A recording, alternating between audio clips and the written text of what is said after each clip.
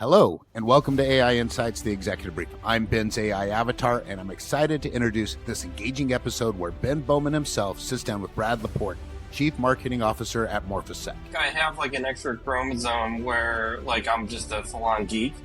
So it's just always been that way. I was the kid that was taking apart the clock radio, just to see how it worked. Even as a teenager, taking apart computers, putting them back together again. And lo and behold, that ended up being my job in the military. And, where I pretty much, a lot of it was self-taught early on. Brad brings decades of experience in technology, cybersecurity, and AI, with a background that includes working as an analyst at Gartner and serving in multiple roles at leading tech companies. Over 80% of cybersecurity vendors are embracing AI right now. And they're building out all the different models, different capabilities. So it's interesting to see that evolve over time. And the biggest concern that I have around our race to AI is there's no seatbelts and there's no guardrails and there's a lot of potholes and we're literally going 200 miles an hour without any kind of safety mechanism. Together, Ben and Brad discuss the role AI plays in modern cybersecurity and how Morphisec is revolutionizing defense with their automated moving target defense, and the broader implications of AI in the tech landscape. 30% of enterprises experience a data breach against their AI systems. And part of that is the race to profit over safety, right? So, and this is how we got to where we are. Venture capitalists, investors went through kind of like an overhaul of how things should be in terms of investments and capabilities. They basically went to all their accounts and said, you guys have to have AI. 2 years ago, they pumped a ton of billions and billions of dollars into AI. Whether you're a cybersecurity expert or just starting to explore AI's impact on business, this episode offers a deep dive into actionable strategies and insights.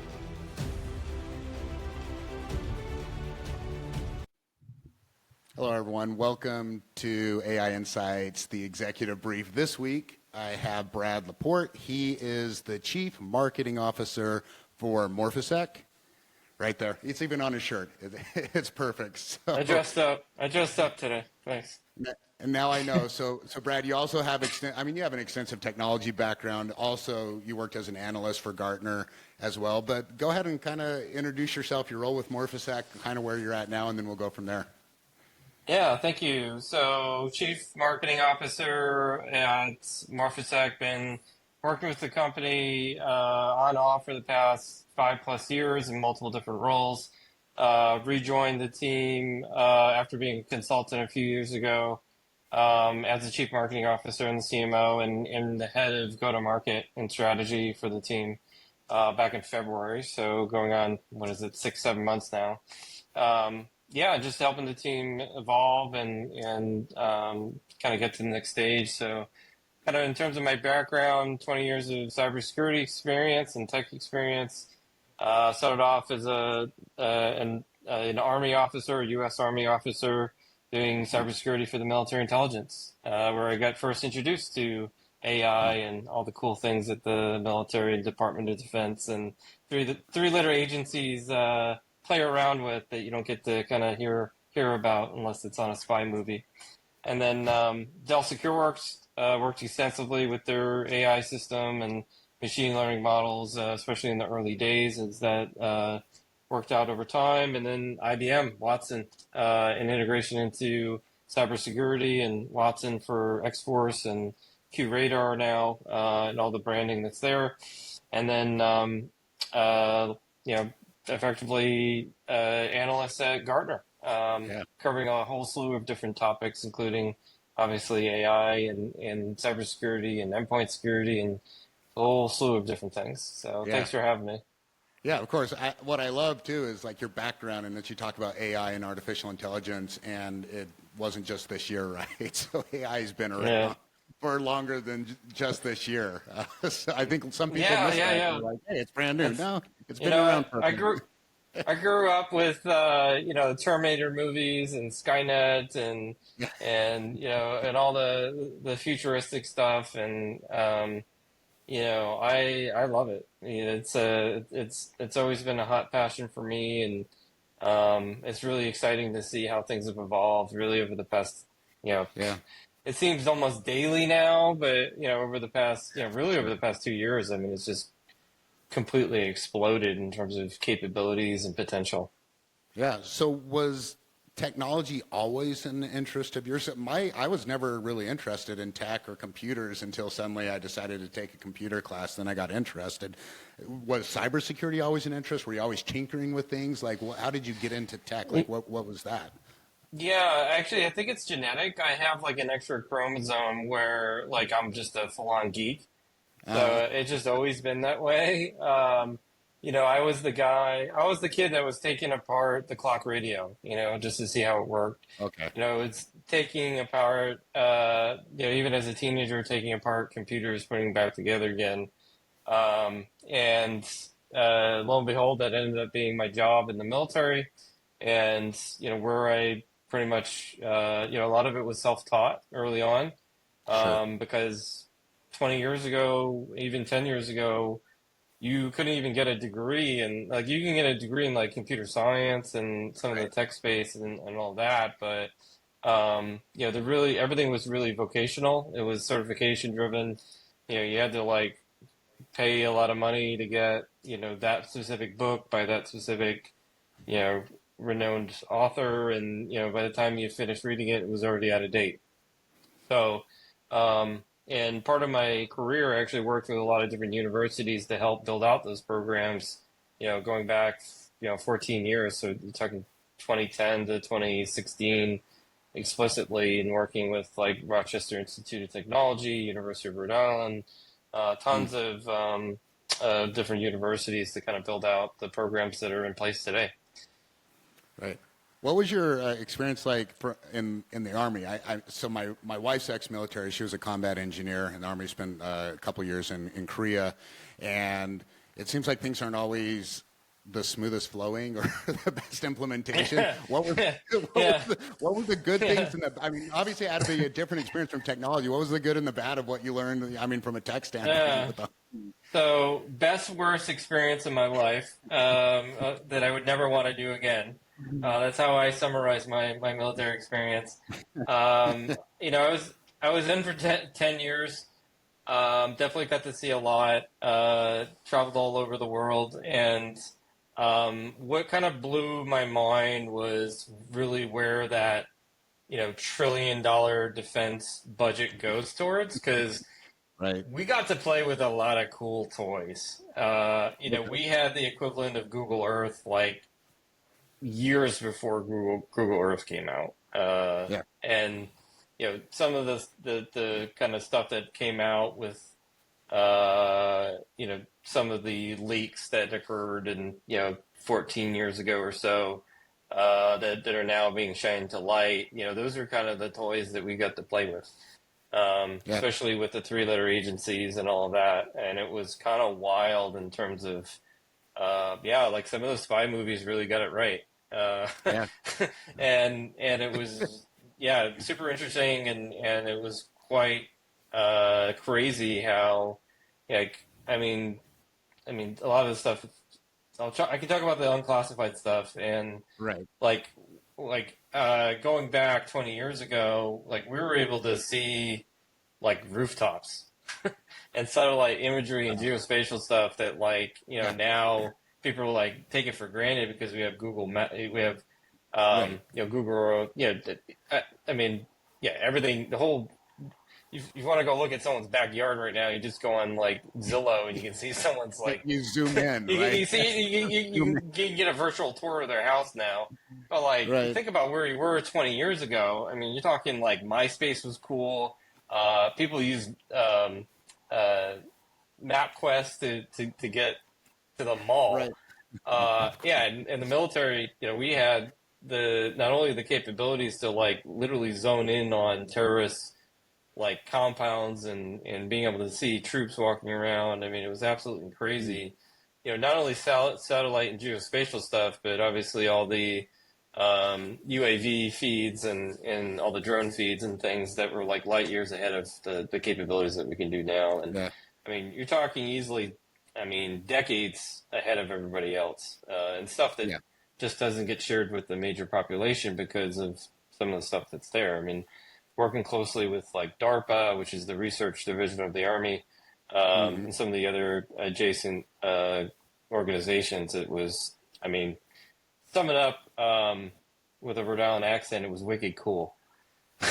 Wicked cool. Yeah, the Army is Wicked cool. Wicked. It three was wicked letter, yeah, a cool. lot of 3-letter organizations and a lot of 4-letter words. That's probably Yeah, about what sums exactly. that up. That's awesome. So, okay, now I find this interesting too. So, I've known a lot of marketing people, and I've met some brilliant technologists who are also marketers. Funny enough, a lot of them come from Gartner. Like Zyra, like someone that we both know. What is that Sorry. like, being able to do marketing and technology? Because a lot of times the marketing department really has a hard time connecting with the technology department and finding someone who can speak to them. You know how technologists sometimes are, right? Like especially the engineers, propeller heads, they can't communicate to marketing. They don't know how to really lay something out from a business strategy standpoint. What have you found being able to just be that connection and that conduit between marketing and technology and understanding both worlds? Yeah, so prior to coming to Morphisec, I've worked with basically over 30 different tech and cybersecurity startups over the past 3.5 years. Hmm. Not to mention, hundreds, if not thousands, of companies at Gartner, and a lot of the different partnerships and ecosystems. Managing over 100 partnerships at IBM and Dell. Right. So I've seen a lot over the past 10, 15 years. I'll summarize this and say, specifically in the tech community and definitely in the cybersecurity arena, no one understands marketing. Over 95% do not understand marketing at all. And I Yeah. get brought into a lot of different organizations to help them out, Morphisec obviously being one of them. Yeah. So it's absolutely imperative to have the understanding of marketing, and there's kind of two different arenas of the marketing landscape. So you have to understand the strategy and the bigger picture stuff, working at a C-level, executive level, the thought leadership components, and like, Hmm. okay, this is where the battleship needs to go. And then there's the tactical and more operational revenue operation stuff. Okay, so we're producing all this content. It's top level funnel, mid level funnel, bottom funnel. Hmm. Identifying your buyer personas, your architecture, and basically, who, what, wow. So who are you going Yeah. to go after? All those different components, and then okay, you got all the ingredients to bake the cake. Now you got to bake the cake. So you switch over. You have to have all the reporting mechanisms. You have to have the social media, the paid ads, the Right. all that content generation, like really cool podcasts like this. And you're getting all that content and you're pushing it out in a way that it resonates and gets the audience that you have. Otherwise, you're basically throwing darts at the wall, and like Right. you're not able to see where it's going. And you could have thousands, tens of thousands of leads, really high quality leads, but if you don't have that mechanism to basically get the cake where it's supposed to go, then you're kind of SOL, or Yeah. up the creek Right. without a paddle, so to speak. So that's one aspect of it. And so having domain expertise is absolutely paramount as well. So Yeah. there's folks that know all of that stuff, but they don't understand the landscape. So they don't know how to talk the lingo. They don't know how to talk to Yeah. specific users that might have a certain nuance. And especially in my domain and expertise, cybersecurity, very opinionated individuals that have been doing this, 10, 20, 30 years, really know their craft. So you can't just like walk in from an outside discipline and just, all of a Yeah. sudden say like, hey, yeah, I know cyber. What's up, kids? Right. Uh, it doesn't work that way in terms of capabilities. So it's a mix of marketing and really business understanding as well. So you need to understand Hmm. the end goal, which is making money, which a lot of people forget. So when you're pumping, six figures into big conferences like RSA and Black Hat and Gartner conferences and all that, Is that the best ROI?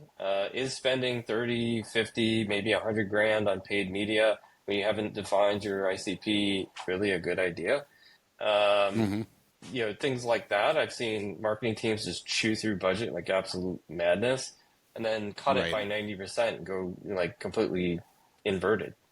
So, um, Feast or famine. really, Yeah. yeah, feast or famine. Yeah, either we're going to spend, you know, $1 for every penny in return that we get, and drive that acquisition cost through the roof, or we have that pendulum swim where, okay, we're going to fire everybody, and then have like one person, Right. uh, Yeah. and There's got to be and a and balance. Yeah, for and sure. and 1% of the budget, and uh, you know, write a blog once a month, and and not devote any money towards marketing. So Yeah. it's definitely a balancing act. It does really requires that you have to understand all of the things that Right. make this well oiled machine hum. Right. And yeah, especially on, I mean, understanding the business impact and the business strategy of things is so important. I think in technology in general, and so many times you have again, feast or famine on the other side, but you have people who can really explain the technology, but they don't know how to understand or how to Hmm. talk about the business strategy. There's something Hmm. else I think interesting with your career path, and you've obviously worked in the public and private sector, but there's another sector, and let's talk about Gartner for a second, because as an analyst, even though that's not public and private, but this is very different. When you're an analyst and you're working with companies, or yeah, with Gartner and looking at companies and analyzing companies from a technology standpoint, and then you go into this other side where now you're on the other end of the table, right? You're on the other side of the table where you're Yeah. working for the company and all that. How is that? Has it been an adjustment, or has that just been a huge proponent and helper for you to be able to like understand the analyst side and then bring it over to the other side? How has that been? It's been super interesting because like a good example is so I went from being a customer of analyst firms. So like IBM has like the super duper package. I mean, they have access to everything. It's absolutely insane. Mm-hmm. They have the master agreement, and so I got to see all of the research, and I always constantly knew that Gartner was the best of the best just because of the quality. Mm-hmm. And yeah, I mean, they're the 800-pound gorilla in the market. I mean, their year over year Sure. growth is equal to the market cap of Forrester, who's second. And then and there's Oh, like really? basically you have Gartner, then Forrester, and then everybody else. Yeah. And people try to think that like they're equal, and like an ADC equals this or an Omdia or whatever. And like no, Right. no, no, no, you're actually talking to a tier four analyst group that's like five people in a garage. You know, Right. Gartner has 2,000 analysts. So, with that said, being an analyst was definitely, it took me 3.5 years to get into Gartner of applying. So it was one Mm-hmm. of the top four most difficult places to get in, along with like Amazon and Google and McKinsey and Boston Consulting Group. So Sure. it's up there in the top 4 or 5. And so, and yeah, learning with like the best of the best, I definitely upped my game significantly just working there for a few Mm-hmm. years.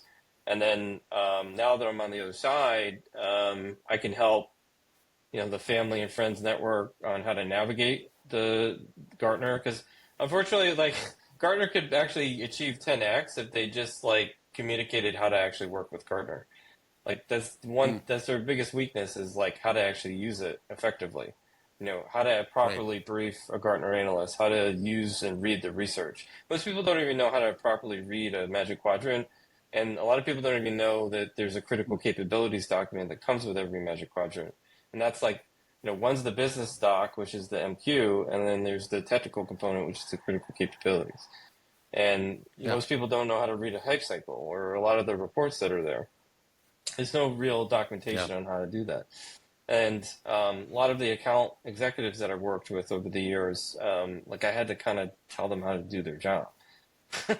And Right. some of the Yeah. analysts that I Helping. work with, like I kind of give them answers to the test to make it a little easier for them, because they're like, Sure. only been there for a year or a few months. And I did a lot of the groundwork for a new emerging market, uh, called continuous threat exposure management.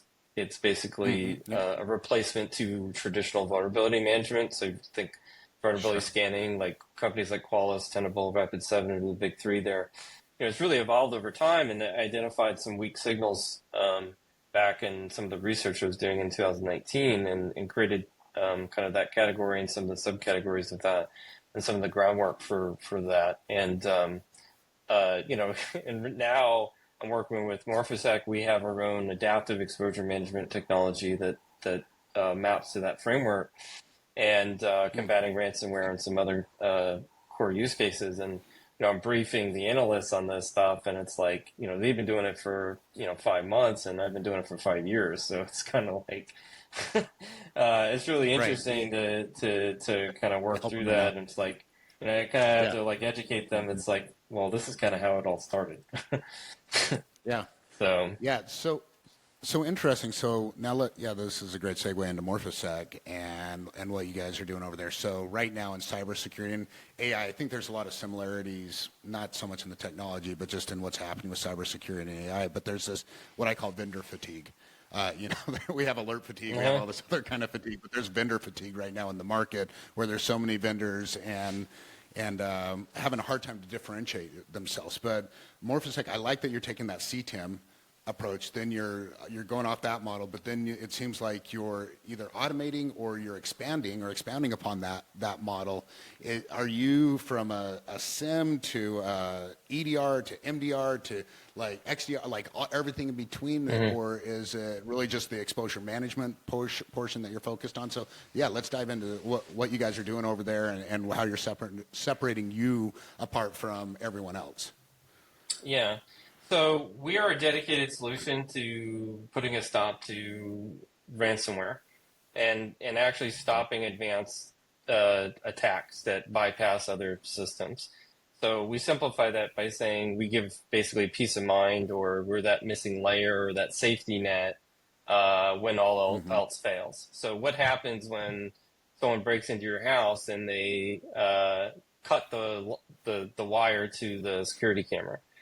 So, when you talk about EDR, like that's endpoint detection response, and that's monitoring all the traffic on your Windows, on your laptops, your desktops, your servers, your different, end devices, also known as endpoints, and your different devices that you have. And what we do is we make it incredibly difficult for threat actors to first get in through the front door, and then disrupting them throughout any kind of lateral movement. So what we've done is we've evolved our underlying technology, which we call automated moving target defense, or AMTD for short. And it's Hmm. a really disruptive Gartner category.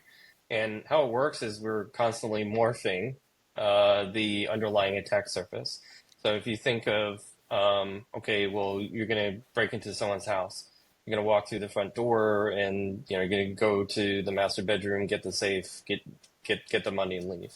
Well, what if it was Hmm. a fun house situation where there's multiple doors? You don't know which ones are Yeah. fake and which ones are real. I mean, screw that. I'm going to go next door. Right. And we make it. Time is money with criminals. So the more difficult that it is to get in, the more that's time, and Sure. that's money, and that's cost that drive forward. Yet it's I'm just going to get frustrated and move on, unless it's an Yep. advanced persistent attack, and I'm going after the specific target. More times than not, that's not the case. And if you think of it, it's like a funhouse of mirrors as well. So Hmm. you get past the front door, you get past the whole door rodeo there, where you have a bunch of decoys and mechanisms. You walk in, and there's a funhouse of mirrors where, okay, Yeah. well, we're stopping the infiltration and going further, so you can't even find the master bedroom. And there's layers of there in terms of the technology, where we're adding in all these different mechanisms, and we have tons of really smart people that can walk through the actual architecture and capabilities. Yeah. But to keep it high level, that's what we're doing. And effectively, we also stop it at the last mile component. So let's say you get to the master bedroom, we actually stop the ransomware from actually executing and encrypting the data, which is how ransomware traditionally in some cases works, where it's actually encrypting the data and preventing you access to that data, so preventing you from actually getting to the house server again. So we actually stop it at that impact zone in that. And we call that, think of it like a blast radius. So if you have like an earthquake or kind of a bomb go off or something like that, data breaches is very similar, and we actually are mitigating that blast radius as much as humanly possible. So we're mitigating the damage if someone actually tries to break in your house. Where the exposure management stuff comes up is we're also we're preventing it, all the things before you even get to the front door. So are windows open, or is the gate on the fence on the outside of the house, is the gate open? Are all the cameras working around in and around the house? So we're looking at vulnerabilities, we're prioritizing them, we're looking at misconfigurations, high-risk software, people using naughty things they're not supposed to be doing, misconfigurations. Right. These are all the different ways that that threat actors can actually get into your environment. And throughout that, we're preventing privilege escalation. We're preventing hacking tools. We're looking and monitoring for those things and disrupting them, and then preventing that from happening, and greatly reducing that attack surface. So we work alongside, a lot of the other security tools out there. So we'll send telemetry data to SIM. We'll provide an extra layer of defense across different EDR tools and different endpoint tools, and really solving that core use case of stopping ransomware and looking at those mechanisms and how threat actors are using that, because that's one of the main attack vectors right now, along with other sophisticated and advanced attacks. So hopefully that made sense. No, absolutely. And I think it's interesting. A lot of people don't realize that cyber criminals are opportunistic, just like physical criminals in the same way. Oh, yeah. A physical criminal, meaning someone who's walking by your house, they're looking for the easy entry, no dogs, no alarm system, nobody home. They don't want any kind of trouble. They don't want to have to go through any hassle to rob you. And cyber criminals are very similar. They're, after so much time, that time is money. So they're not going to spend, for the most part, they're not going to spend extra time. So if you put in these safeguards just to make it more difficult, they're typically going to go somewhere else. Now there is the ego hackers, right? Who that's the challenge to them, is get through something and get through security. Right. But that means you're profiling a colonial pipeline, or so a very big target that's going to hit the news, and that's what they're looking at. So yeah, I think just putting up these safeguards to make it as difficult as possible, and eventually they're going to be like, no, I'm going to move on. Now, what about remediation? Is there a remediation portion of that, or do you guys layer in with a SOC, like someone else's SOC, someone else's SIM, who's going to bring in your service as well and use that, the logging and everything else to watch it, or do you guys actually have a remediation and SOC portion of your service? Yeah. So it's a multi-layered component, and there's current capabilities and future capabilities that we're working on. So current state is we have very descriptive, actionable recommendations, and identifying, okay, these are the steps that you need to do to go to mitigate this component. So go close the window, patch this device, remove this high-risk software. And a large portion of that is driven by the underlying telemetry and collection that we have through our technology, and then also through, like we call it adaptive exposure management, because it's continuous in helping you adapt against the adversaries. So, and part of that is allowing you to take action through APIs and things like that, and hooking into your automated tools. So if you have Tines or Torque, or you have a security orchestration automated response tool or security automation tool, you're working alongside those systems, or even across like ITSM systems. It's primarily like current state is integration driven. Where we're headed is something that we're calling self-healing, where having it be policy driven and having automated actions where, okay, we, these specific items in our environment, like here are all the top 10 things that you need to do to reduce your to increase and improve your security posture, and it'll increase it by X%. Okay. And being able to implement that and effectively have additional hardening capabilities, and being able to do that from an automated action perspective. So, to Okay. use an analogy, if you're in a fender bender and your back bumper pops off, basically getting to the point where you can roll that back and then put the bumper right back to where it was in a clean state. So being able to roll back systems, having backups, and taking those mitigation actions to identify it. So part of it's predicting it, using the exposure management component, identifying those high risk areas, reducing the attack surface. There's a hardening component, so we have the prevention aspects of it, and we have the ability to have what's called virtual patching. And Okay. so if something can't be patched, or a patch isn't available yet, or you just don't have the time to do it because it's 2 o'clock in the morning on a Saturday and you're just not feeling right. Right.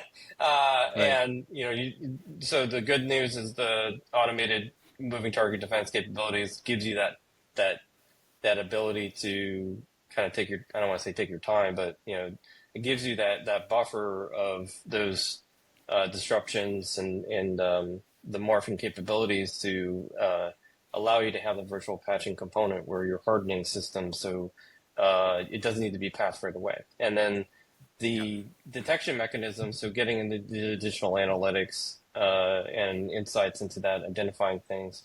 Like we identify over 30% of things that traditional EDR and in endpoint protection tools miss.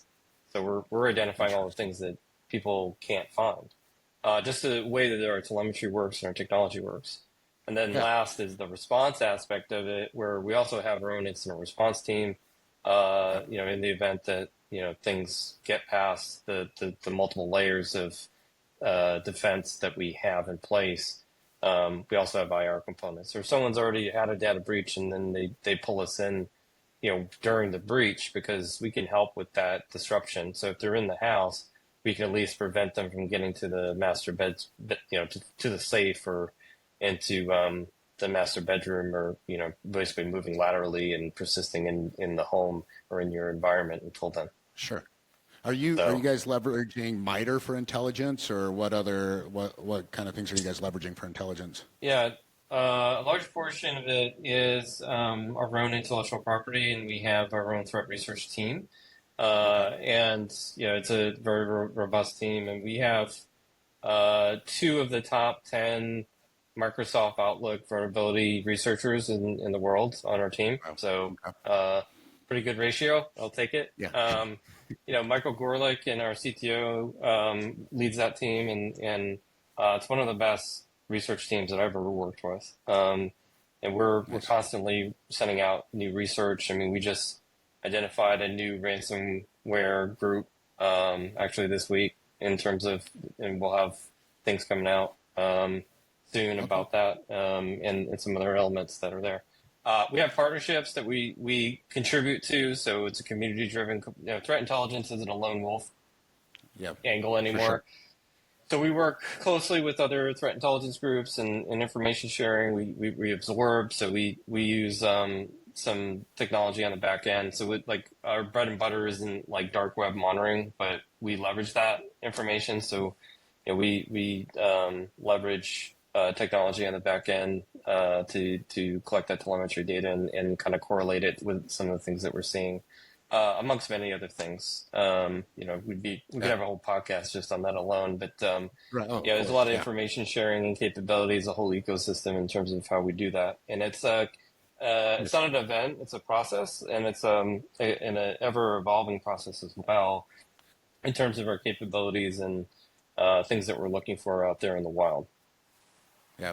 Now that's awesome. Especially, I mean, for so long, it's been such a disadvantage because the companies that are trying to protect have been closed source, basically like, hey, this is our information, stay away from it, and this is our information, stay away from it. But the cyber criminal community is open source, meaning they're all sharing their information. It's this huge information share and ideation circle of what do you do, how do you hack, and all this. So it's really set I think the protectors back a little bit. So now that they're having, like you said, these groups that are protecting, but also sharing information and opening stuff up, I think that's big. Now with AI into cybersecurity, so AI with behavioral analytics has been, I mean, that's been around, I mean, maybe since 2012, maybe longer, where you're looking at the behavior, which is an AI or machine learning component of it.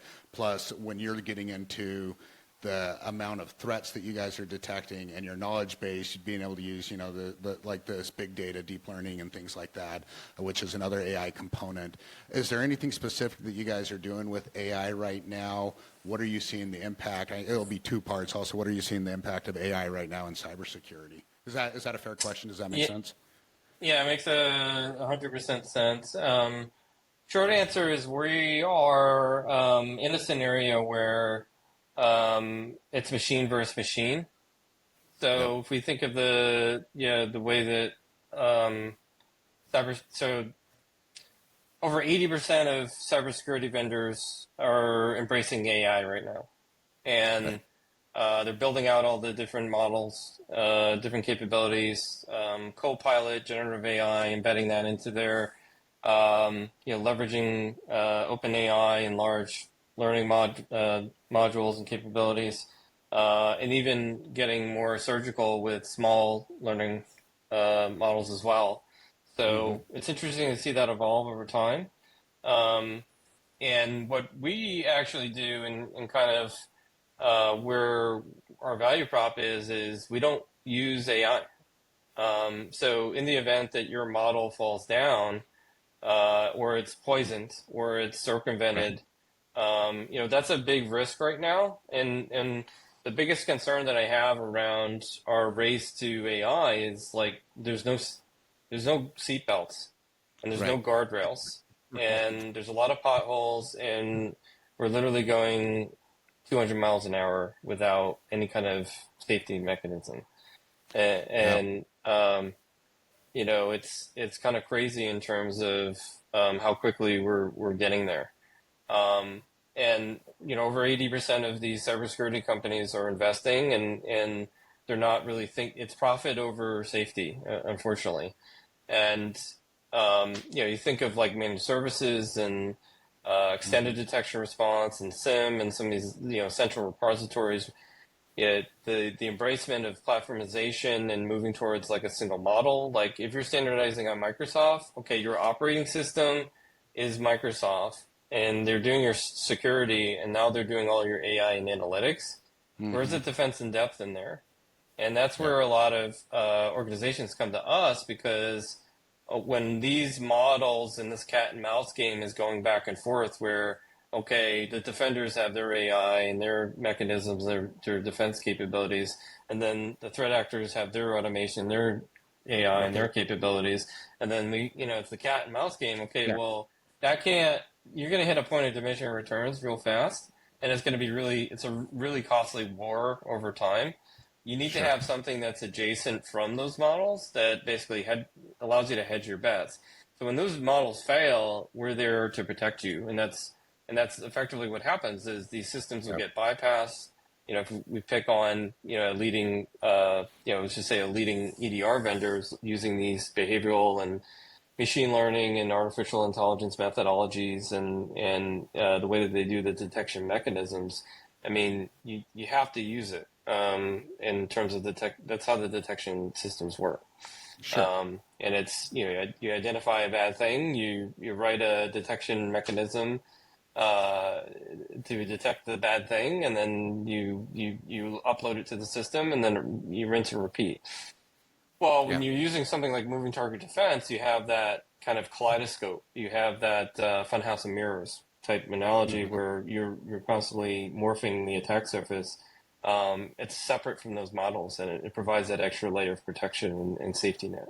So a lot of people that move to Microsoft and they standardize on that for cost reasons. Look, it is what it is. I mean, you have an E5 license. It has everything right there. They make it an easy button. So companies are embracing that. And we provide like that extra layer of like defense in depth because, okay, well, in the event that this stuff fails, at least Morphisec has our back.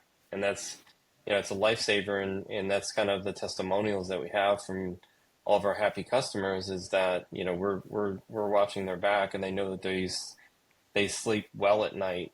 One of the questions I Sure. ask is like, what keeps you up at night? And it's like, not Yeah. much, because we know that we have you guys deployed.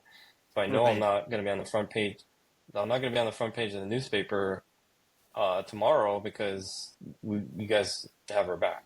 And Yeah. that really provides a lot of pride in terms of the company and our mission and what we're able to do. And, we have countless testimonials and use cases in that. And it's kind of hard because it's the noisy stuff that gets, noticed. Like everybody knows that like XYZ company had a data breach. Like everybody Right. knows like that happened, but like it's the quiet warrior in the background that doesn't really get the accolades because, it's the data breach that didn't happen. Mm-hmm. Yeah, So for one of my cybersecurity presentations, I used to show a picture of like Jordan dunking. I think it was on Dwight Howard, like being posterized. And I was like, this is yeah, basically what cyber criminals are doing to companies all the time. They're posterizing them, they're embarrassing them. yeah, Also think you brought, I believe when we talked or when we met, you mentioned that there was it seemed like a large number of AI deployments that were opening up cybersecurity vulnerabilities. Was that our yeah, conversation? What yeah. was That was that us. That number? was me. I thought that was you. I thought it was like Yeah, 70 or 8, 50, or was it 70, yeah. 75%? I can't remember the number. What was 30, that percentage? 30%. So this is from Gartner. They just came out with their first market guide for generative AI trust, risk, and security management, or TRISM is what they call it. And Hmm. yeah, it's crazy. 30% of enterprises experience a data breach against their AI systems. And part of that is the race to the profit over Yeah. safety, right? No So, seatbelts. You I mean, mentioned it, right? and this is how we got to where we are. So 2 years Yeah. ago, we go in our DeLorean and go back in time. Um, venture capitalists, investors, um, went through kind of like an overhaul of how things should be in terms of investments and capabilities. They basically went to all their accounts and said, you guys have to have AI. Like AI is the future. All research says AI, AI. Like you Yeah. guys have to have this 2 years ago, and they pumped a ton of billions and billions of dollars into AI across multiple different. This isn't a cybersecurity thing. This is like everywhere Hmm. and global. And they also went to organizations and they said, well, normally you have like a runway of 6 months. Well, now you have to have a runway of 12 months. And then unfortunately 6 months went by. So, going from July of 22 to now December of 2022, they basically said, okay, just kidding. Instead of 12 months, you need to have 24 months. And that's what brought that crunch.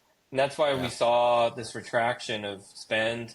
We saw sales cycles get longer. We saw the recession that never was, but we all know that we're really in a recession that occurred in 2023 and the latter half of 22.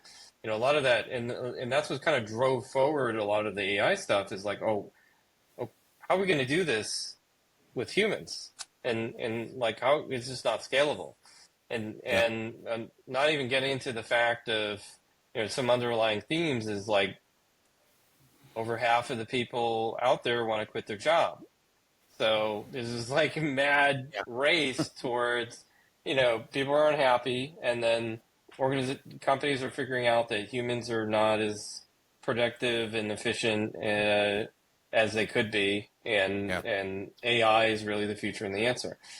And then the whole boom of open AI happened in 2023, and then Yep. fast forward a year, and here we are. Yeah. Now every company on the planet now is embracing AI, and they're implementing these tools, but they're not necessarily because they're voluntold to do it. It's Hmm. mandatory by the board of directors. It has a snowball effect. The investors control the strategy.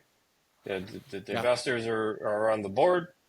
The board cuts down to the C level all the way down to, the individual front line, and they're like, and I've literally have met with cybersecurity companies is like, we need an AI story. So is this like, this with Three Little Pigs? You have the Right. different houses, and then now we have Such a the push for AI. it. You have an AI house. Like, how's the story going to pan out here? Yeah. What is the AI story that you have? Why do you need to have like what? Since when? That's not something I learned in my MBA that you have to have. Running an efficient business, you have to have AI. I mean, I Right. get it, but Yeah. like, it talk about like a lemming effect and like groupthink, and let's just run off this cliff because everyone else is doing it, and Yeah. without any rhyme or reason. And unfortunately, that cascades down. The leadership is just like, just do it. And okay, so what's happening is these projects are getting implemented. So the outcome is over 80% of these, basically these implementations and evaluations are not producing the results that they expected. Well, they weren't scoped properly, they weren't implemented Yep. properly, there wasn't a success criteria. Most tech people, unfortunately, sorry folks, don't know how to run a proper project without a project manager. So, it's because Yep. they grab some person off the front line and they're like, go run this project and evaluate this AI. While they're trying to do a million other things. Because everybody, you got to remember, budget cuts. You went Yep. from 30 people down to 10. Okay, well, now I got to do the job of 3 people. And then you want me to do this other project, like, Yes. without any direction or capabilities, and I'm going to come back to you and say, hey, it doesn't work. And then Yeah. so what ends up happening is it ends up being costing more. So the results of that is that the costs are through the roof. So now you have hundreds of billions of dollars that have gone into this market. Over 80% of the organizations have built it into their product sets, forced it upon their customers. So, I mean, did anyone ask to have it enabled for my Office docs? Did I ask Hmm. Adobe to enable AI in my legal contract documents that I use Adobe for? No, I don't remember ever enabling that or allowing that to happen.